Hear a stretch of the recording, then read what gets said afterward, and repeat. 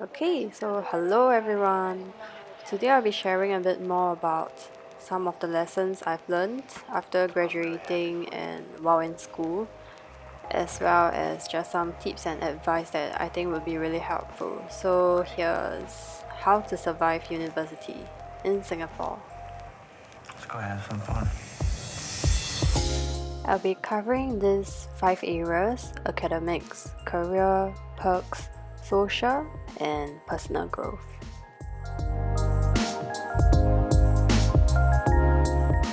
Okay, so before we begin, I just want to let you know that this would be somewhat like a podcast style, and you'll just see me drawing one of my August daily art challenge piece.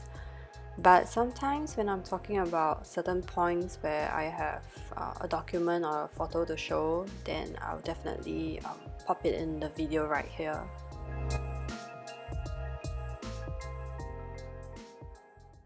So the very first point is planning your credits when you get into school. The reason why I put this as the first point is because I believe that it is really helpful. Like for my case, it helped me to graduate one semester earlier, and also helps me to kind of plan out all my modules. Even when I was in year 1, I was already planning all the way to year 4, such that I know when would be a good time to use my SUs, which I'll be elaborating a bit more later on, and when would be a good time for me to take up part-time jobs or internships, or even go for exchange, and what modules should I take in each particular semester. Most importantly, it really allowed me to go through my entire course of studies without overwhelming myself each sem, because I know I'll kind of like balance the difficult modules with the easier ones for a particular semester and repeat that process. Every module will have a certain number of academic units, also known as credits. And at the end of each semester, you will get a grade for each module. So the grades will be like A, B, C, D, and so on. And for each letter grade that you get, there will be a corresponding grade point. To calculate your cumulative GPA, you just have to take the number of credits times the grade point for each module, and you add up all the total points divided by the total number of credits. But yeah, I know that it's a bit confusing, so let me show you an example of how I usually plan my modules and credit. This is an example of the Excel sheet that I use to plan my modules, and as you can see, it is broken down into the different semesters: year 1 sem 1 all the way to year 4 sem 2. And I also try to put in my goals. For example, I aim to graduate one semester earlier, so I put here year 4 sem 2, start working for a company, part or full-time. And usually I also highlight the semester that I'm currently in, just to make it clearer to myself what to look at whenever I open the document. So let's take a look at year 2 sem 1 here. What I'll do first is to just put in all the major core and major modules, major elective modules. And these are usually recommended by your own faculties. So you can just Google and check out for your individual faculties what are the recommended subjects to take for each semester. Then I kind of put in all the major cores for all of the semesters first. Then for each semester that I'm in, I'll usually just, even before I get the grades, I'll put in an estimated grade that I'll get, which I usually just put much lower than, like a much lower grade, like I don't aim too high, because I like to plan for the worst case scenario. So as you can see, like I even put in like B minus, C, and throughout the semester as you go through all the different tests and examinations or even presentations and projects, you'll be able to better estimate what grade you may be getting. And as you put in the grades, you can refer to your university's table for GPA calculation. So let's say B is a 3.5, and you just go in, put B 3.5 and get the total points for that module by multiplying the AUs for that module times the grade point. And to calculate your total GPA, all you have to do is to add up the total points divided by the total AUs, and you'll get your GPA. So CGPA is actually the same. I just use the total points for all these 3 semesters divided by the total number of AUs that are taken. My university recommends that we take about 5 to 6 modules per semester. And how I use this Excel sheet to plan out my studies is that, for example, this particular semester I'm taking like 6 3AU modules and 1 1AU module, right? So it can be a bit heavy with the major core modules as well. And I will just pack in like an SU mod so that all I have to do is to pass this. And I also plan for it to be a sports module, knowing that I just want to go in and have fun.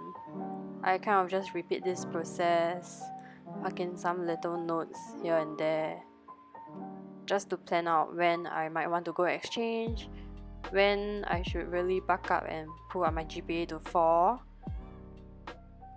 and estimate my total GPA at the end of the at the end of my final semester. So I also kind of like have this little section here where I break it down into modules. So this is used during each semester.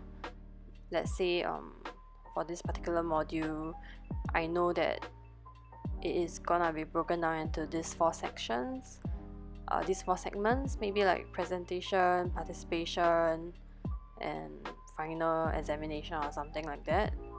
Then I'll kind of like just try to plan out, and every time the examination or the presentation passes, I'll update the score here just to have a better estimate that I can go back to put it into that semester's score.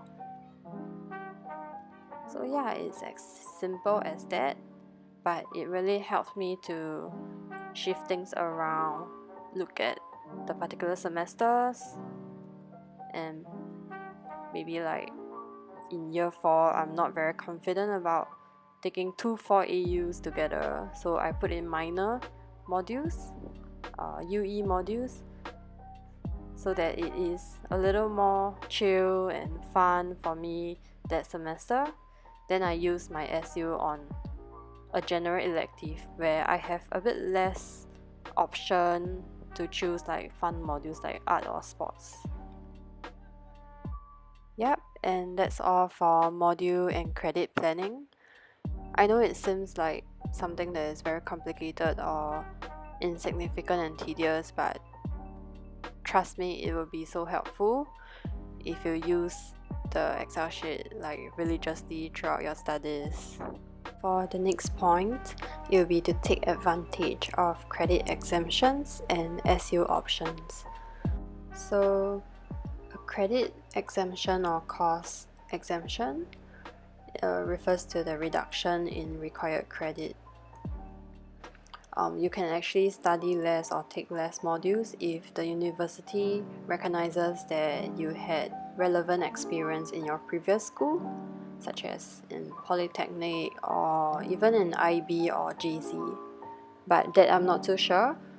For my case, I was from polytechnic and I managed to be exempted from 4 modules, but they are all electives, so they were not my core modules or any modules that are related to my course of study.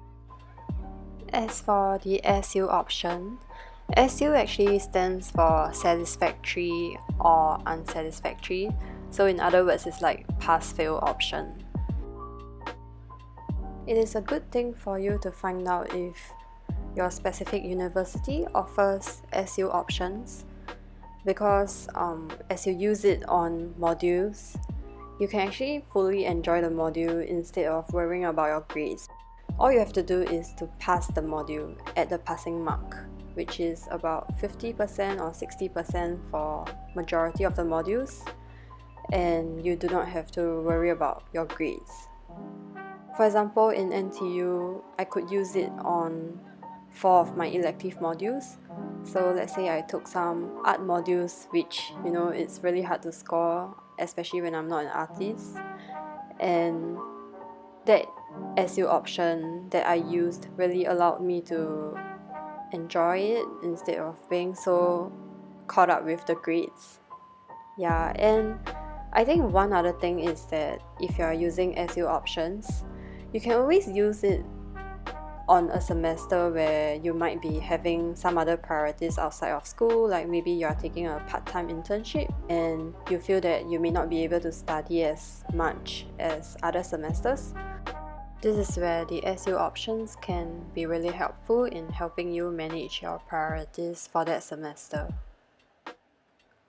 Another way that you can actually tag on these SU options or pass-fail options is to go for exchange. There are actually so many options when it comes to exchange. You can go for a full semester exchange, about 5 to 6 months, overseas, or you can also go for like a local exchange where you can just still get the SU options for all the modules that you are taking that semester, but you do not have to pay for like flight or accommodation. But I heard that local exchange is harder to get. I'm not sure if that's still the case now. As for myself, I went for a 2 to 3 weeks winter exchange in Thailand.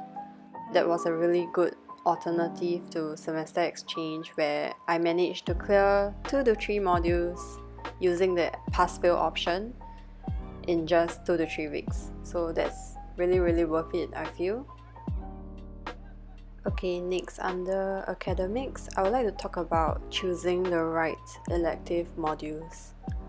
I feel that back in school, a lot of people will tell you to take modules that scores well or is easy to study or easy to pass when it comes to electives.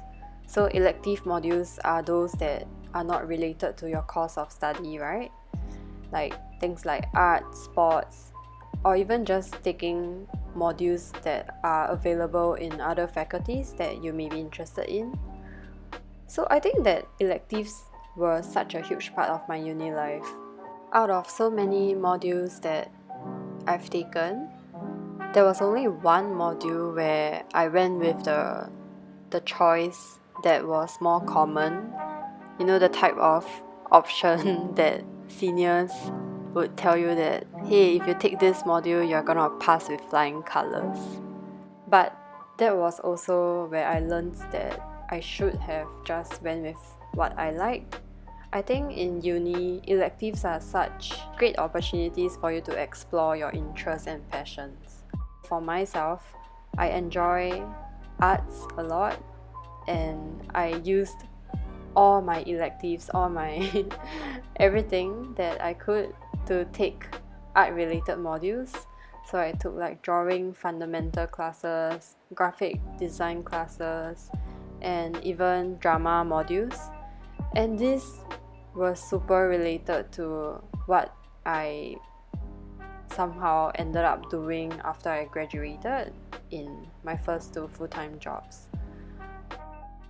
So yeah, my advice to you regarding elective modules is to really take something that you enjoy learning, because it's just such a waste if you spend all those credits studying something that you will not enjoy just for the grades.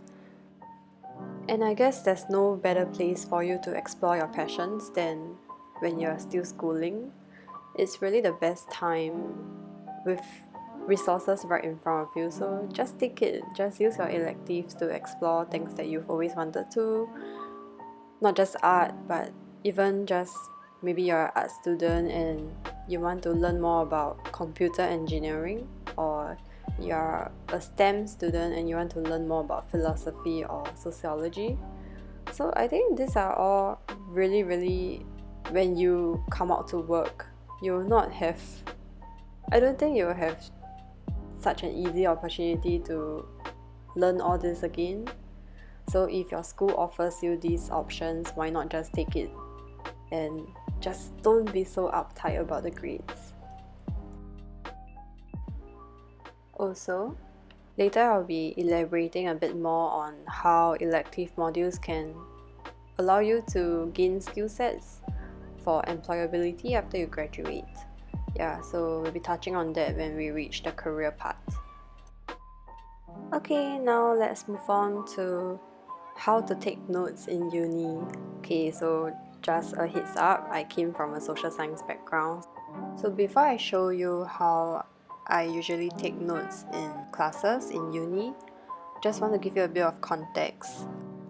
What I meant by taking notes is more of like what is the most efficient way that you can take notes without wasting too much time in school. Because for example, coming from a social science background, we have a lot of readings and a lot of discussions that happens in class. So usually we have so much to write in lectures that if you're just taking note alone, it's probably quite hard for you to capture everything that is important. So what I did is I had this clique with me throughout my 3.5 years in uni. So we actually always begin a semester with like a shared Google document, Google folder, and we'll use these folders to kind of like share information with each other throughout the semester. And even in lectures, all four of us will be online on the same document. So if one person types something or misses something that the lecturer said, at least there's like 3 other pairs of ears listening to what the lecturer is saying. So it is easier for you to actually take down all the key points and be sure that you didn't miss out anything. And I thought that this is a really helpful way of note sharing, information sharing in university that really helped me with my studies, because sometimes the content can be so heavy that you just can't manage it alone. And if you have a clique in school as well, you can consider doing this. And one other tip that I would like to give you is that if you're taking notes together, I think it's better to compile the 13 weeks in one single Google document, because when it comes to printing out your notes, for some of us, we may prefer to highlight and have the physical copies of notes with you when you study for exams, right? So when it comes to printing, it's so much easier to just print from a single Google document as compared to having 13 documents that you have to go through the hassle of collating them into one single document before printing. Another useful tip would be to find a system of organization that works for you.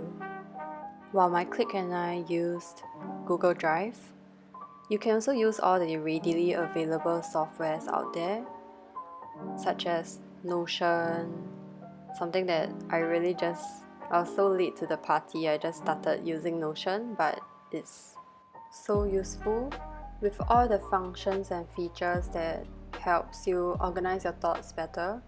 And they even have like just templates in place for students, for project management, for just planning your life out.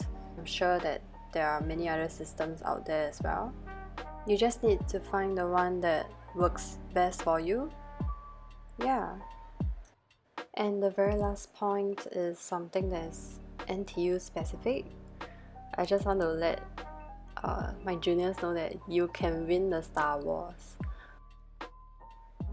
So just in case you don't know what Star Wars is, It is the system that NTU uses for its students to select or bid for modules. It is based on a first come first serve basis. So sometimes if your laptop lags, right, then you may not be able to get into the same class as your clique or your friends. But something that I've learned throughout my years in NTU is that how to win the Star Wars is really to stay through the 3-hour window where you are able to select your modules. All you have to do is to keep refreshing the page and wait for someone to drop out of that module that you want, that specific time slot that you want. And then once you see there's a vacancy, right, quickly go and select and apply for that spot. Okay, let's move on to career.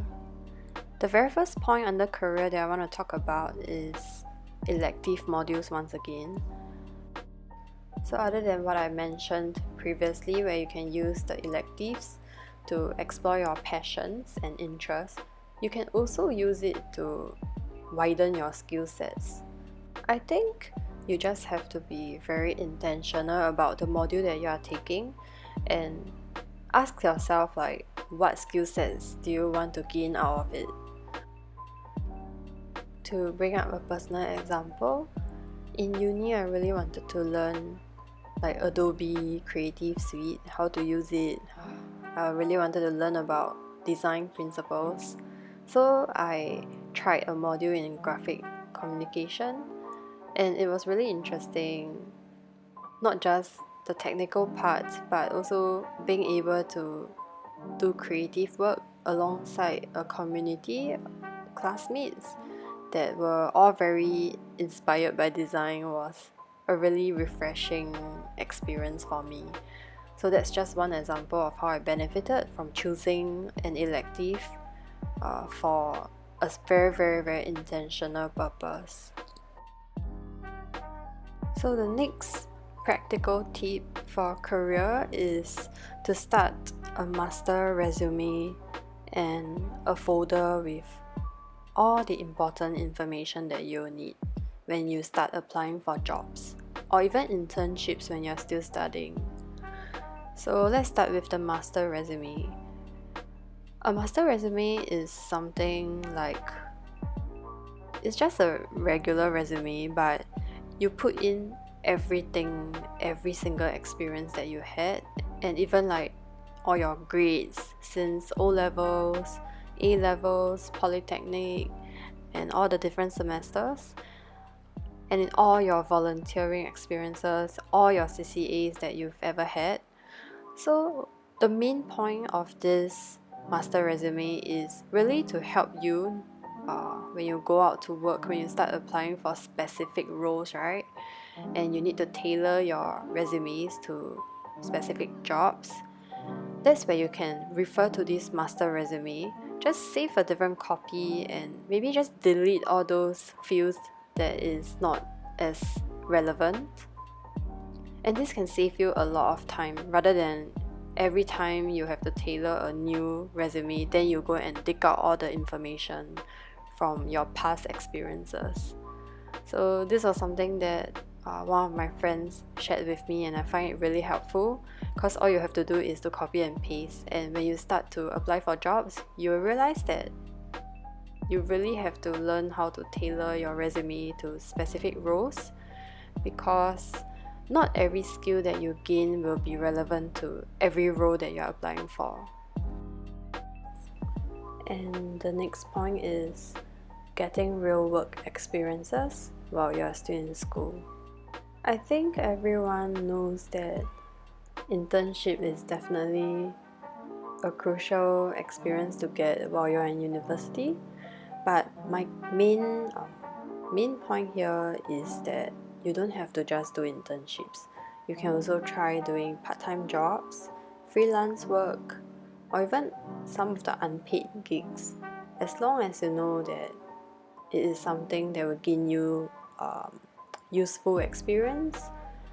And of course, you should only go for it if you know clearly that it is something you might want to explore. So the keyword here is explore. It's not that you have to only go one direction and only have one fixed career path. I think internships, part-time jobs and all these gigs are perfect for exploration. At that particular age, it is perfectly fine for you to not know exactly what you want to do. I mean, school provides us with so much opportunities, and externally we can also find so many internships and jobs available, and all that is for a reason, right? It is for you to learn about yourself through the process and identify what truly means something to you, what truly interests you. Then from there, slowly making a decision and crafting your path. Next, I would like to talk about really taking advantage of resources that are available in school. This includes like facilities, booking, or just privileges that you really only have when you're a student. And I'll just list down like what are some examples, but I won't be going in depth into how to go and book a certain thing, a certain facility. I think all those you can Google and find out. This point is more like a reminder to you, because only when I was in year 4, like I was graduating, then I realized the amount of resources available for students. But I think at that point it was really too late for me. And some examples of these resources would be like the free facilities in school that you can book, like the courts, the badminton court, basketball courts, or even some training rooms, meeting rooms. And sometimes there may even be like free webinars or training workshops just for students. And other alternatives would be like special discounts or special rates for students. And when I was in uni, I just didn't really cared about all this until I graduated. Then I realized how much of a privilege it was. So I really encourage you to go and find out more, maybe subscribe to your school's mailing list and just find out what kind of services do they provide for their students.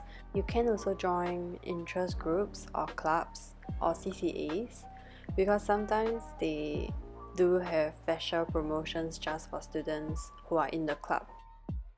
And that's all for perks. Really just the perks of being a student, and reminding you to not miss out on these deals while you're still young, while you're still in school. So next is social, talking to people. So I'm sure that you've heard that it is important to network in uni. But here are some of my personal experiences that I hope I can share. I don't think it's always just about professional networking, but even just making friends with the same interests or friends for life is so important. But let's talk about the professional side of things first. Throughout my uni, I had 4 internships, and 2 of them were actually a referral from close friends, because without the referral I wouldn't be able to break into the industry that I didn't have any experience in. So that is one example of how important networking is. Okay, aside from job opportunities, I think just simply making friends is so important in uni, because sometimes everyone can be so caught up in chasing the start of their career or upskilling themselves, being so worried and caught up with work that they forget to make friends. And if you think about it, university will be the last stage of education for so many of us. Do you really want to spend 4 years in a school just to study, just to work non-stop? Or do you actually want to make some friends and just grab hold of this final opportunity in school as a student, because you will never leave this moment again. And I think that's why I really encourage you to talk to people, even if it's at the most random places, like like maybe you're just at somebody else's hall event, or you're at a CCA, you join a CCA alone and you see someone that you can talk to, maybe speak to the exchange students, maybe speak to your table mates at like an elective module where your classmates may be different from the usual course mates, or even go for like networking sessions that the university organizes. I think some faculties do that, I'm not too sure, but I believe that there are also external organizations that has these opportunities for students. The next point is to spend your last few years as a student taking care of your mental health. As a student, you have the luxury of choice to not recommended, but sometimes you can skip classes if you're really not feeling well. But when you're a working adult, you only have 14 days of MC. And I think mental health is still growing in Singapore. So I would say that cherish this period in university where you are kind of like a young adult, a little more mature and a little more aware of your emotions, and try to really focus on self-care as much as it sounds cliche. Really focus on it and try to learn coping mechanisms and identify self-care methods that work for you. And I really mean it, because when you go through a transition phase as you come out of university and step into the workforce, you will learn to adapt better and easier with all these coping mechanisms and self-care tools already available because you did the work when you are in university. So I think that this is something that is kind of a soft skill that we often don't prioritize when we are in school. It's usually all about grades and career, or job related stuff and goals, but we never really think about our mental health that much as compared to this type of practical priorities surrounding money. So I think this is something that I would really like to emphasize on, to take care of your mental health while you are still a student, and your adult self will thank you for this. And next is to save up and start a simple budgeting sheet. So I understand that this is a very privileged thing to be able to save up, but if you can, just maybe if you can't save up, just start a simple budgeting sheet, and just with Excel or even with tracking money tracker apps, and have the habit of keeping track of your expenses.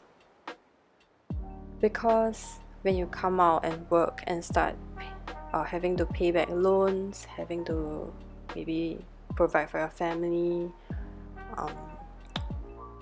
paying taxes and all, you realize that there's actually a lot of hidden costs in your daily life. And even for me, I consider myself as a minimalist. I don't buy a lot of things, but I still find that there are a lot of people that I need to provide for. Yeah, so your adult self will also thank you for this habit of keeping track of your expenses, knowing where your money is going, and in times of crisis, you know where are the areas that you can cut down and you'll be prepared to deal with it. And in this very volatile and uncertain world, after the pandemic, this will be a good skill to have. And the last one that I'd like to talk about is personal growth. Plan, but don't overplan. And this I really learned it the hard way. So for me, since uni year 1, which is about 5 years from now, 5 years till now, I had a very clear career goal that is a bit unconventional. I wouldn't want to share it now, but yeah, just know that it is a bit unconventional and it also requires a master's. So I was so hooked on that goal and really obsessively chasing everything that just leads to that goal. And I think goals are good to have, but at the same time, you need to balance and be open to new opportunities. Like, life is so vast, right? There's so many things to explore, and if you're too obsessed with that one goal that you have, you may actually miss out, or you may forget to kind of like explore new things. Yeah, and that's something that I've learned the hard way. Or if you don't get that goal, you may end up suffering because you feel like, there's only one path that you could take. Yeah, that can be a dangerous thing too. So just be very mindful that you can actually balance what you want to set as your goal, but at the same time, don't be obsessed with it and be open-minded in terms of allowing yourself to try new things, and always remember to enjoy the process of getting there. And that's all. Thank you.